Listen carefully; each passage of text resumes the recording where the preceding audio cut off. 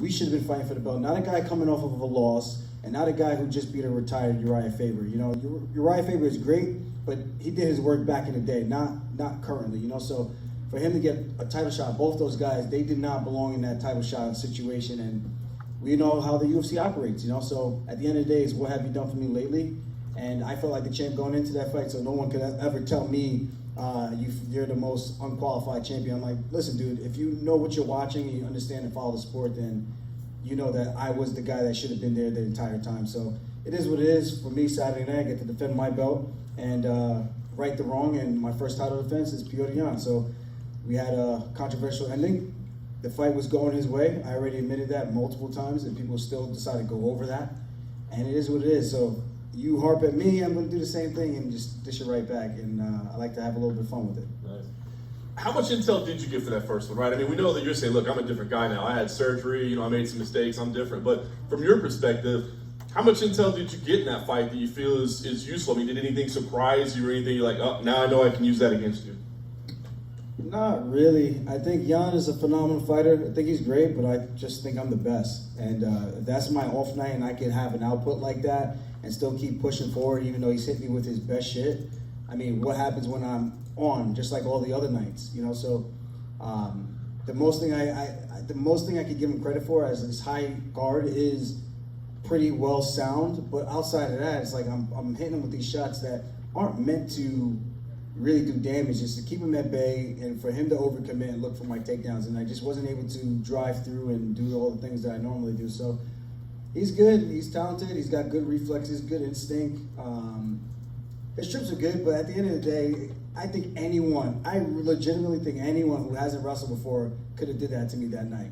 And people can say whatever they want. We're gonna find out in a couple of days. It's either I'm full of shit or this guy really, really just had a nice highlight reel based on a guy that wasn't fit to fight that day. So that's the beauty of the sport, you know? So thankfully for him, he was dumb enough to give me another opportunity, and this time I won't let him off the hook. At first, after the fight, it felt like the back and forth banter was maybe just having a little fun, and then it seemed to get pretty personal. I mean, has this become a personal fight for you? I mean, yes and no. I think the personal part is we both really, really want to win. He thinks he's better than me. I think I'm better than him. And I think that's pretty much where it goes. Like, whether or not after this there's a handshake or a hug, whatever, or a grilling stare down afterwards, who knows? You know, I just think depending on how the fight goes, depends on how this kind of ends up. You know, so at the end of the day, I'm in here to be the best, whether it's Jose Aldo, TJ Dillashaw, Dominic Cruz, Rob Font, whoever it is, Cheeto, all these guys. There's a lot of great competitors out there, or Petr Yan. So he's the guy in front of me. He's the guy I need to take out, and he's the one with the target on his back. I got nothing to worry about. I'm the underdog. Everyone thinks I'm going to get smoked again. I'm going to have the last laugh, and I cannot wait, because I've been in this position before, and people, oh, he can't strike. Pedro Munoz, oh, he can't grapple. Corey Sandhagen, he can't hang with him. He's too long. This, that, the third. Cody Stamen, Brett Johns, undefeated. All these guys, you know, these guys are great athletes, great competitors, but I've been doubted multiple times, and I always rise to the occasion. I can't wait to do it again. Last thing for me, I guess I'll just ask, what will this win mean to you? Because as you said, you are already champion. I know that people say whatever they say, but you're champion. But what does this win mean? Does this feel like, you know, you did throw the belt down in the cage, so does this feel like the moment you really secure your legacy or your position? I think so. I think to the fans, I mean, for me, I think this just adds to that. I think the resume that I've had during the time when people were hot and on these win streaks and I'm taking these guys out, I think that's what it's all about. I think people that follow the sport and they understand that, you know, I'm not fighting guys past their prime. I'm fighting guys who are on win streaks. I'm fighting guys who are finishing guys and all that. So I think when you account for that, the body of work speaks for itself. And there's a reason why I do what I do, and I think I'm a very tough puzzle to figure out. And if I get people down, it's usually not a good night, you know. So I think I get him down the way I did in that first round, and it's going to be a short night for him. I really do think that I'm going to climb his back like a spider monkey and choke his ass out. Right here. You've been very honest about the first fight and very sincere with your thoughts and all that. Was that difficult at any point to look at it objectively? I mean, a lot of fighters will admit they're to a degree delusional because that's how they have to look at their career. And hype themselves up. So to be that honest with yourself, was that challenging in any way?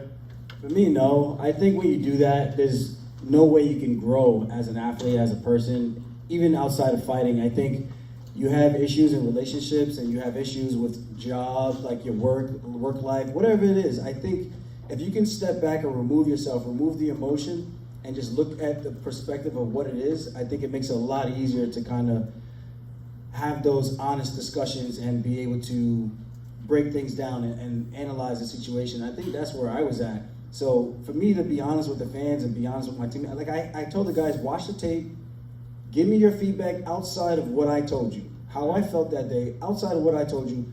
What do you think I did well? What do you think I did bad? What do you think Yan did well? What do you think he didn't do so well, kind of thing?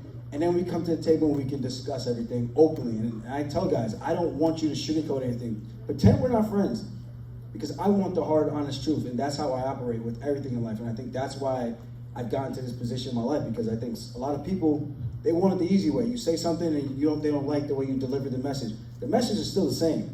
You know what I mean? So if whether or not I said it really nice to kiss your ass or not say the entire truth, that doesn't help you. You know what I mean? So tell me straight. I'm a straight shooter. I want to know straight what it is. I got thick skin. You're not going to hurt my feelings unless the intent was to try to hurt my feelings. You know what I mean? So I think people got to kind of like harden up a little bit, you know? And coming off the back of that, Petr was here earlier and he said Aljamain doesn't behave like a worthy rival and doesn't behave like a man. What does that even mean?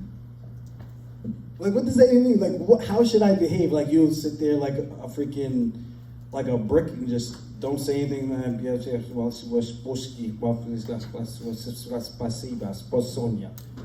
Like, what, that's a man? I guess that makes you a man. I don't know. Like, I like to have fun. I like to enjoy my life. I'm enjoying the ride, so I'm sorry that he thinks the way I enjoy my life doesn't fit him, but no one's gonna tell me how to live. No one's gonna tell me what's a man. Like, a man's handling your shit and your responsibility, and that's what I'm doing. And Saturday night, I got responsibility I'm gonna handle.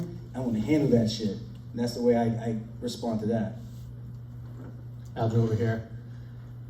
To go by Petr being in here earlier and saying things, he said that if before Saturday he and his team run into you and your team, it's going to be on, and essentially his team will take out your team. What's your reaction to that, and have you seen him this week so far? I have not seen him. I honestly kind of want to see him just to see what would happen. I mean, I'm calm, cool, collected, so it's I go for the energy he's gonna bring, you know. So if he thinks it's gonna be on, then I'm ready. You know, I'm more than ready. I'm ready now. I'm ready Saturday. So if you really want to do something, I'm right here. I'm in the same hotel as you. You can find me. If you want, I can give you my room number, not to other people to show up at my door, but you know. So it is what it is. I think he's just talking shit. It's cool. I feel like we're good rivals. I feel like we probably end up fighting again, and depending how this fight goes, I smoke him. What are people gonna say? What are people going to say if and when I smoke this guy? Is it more about proving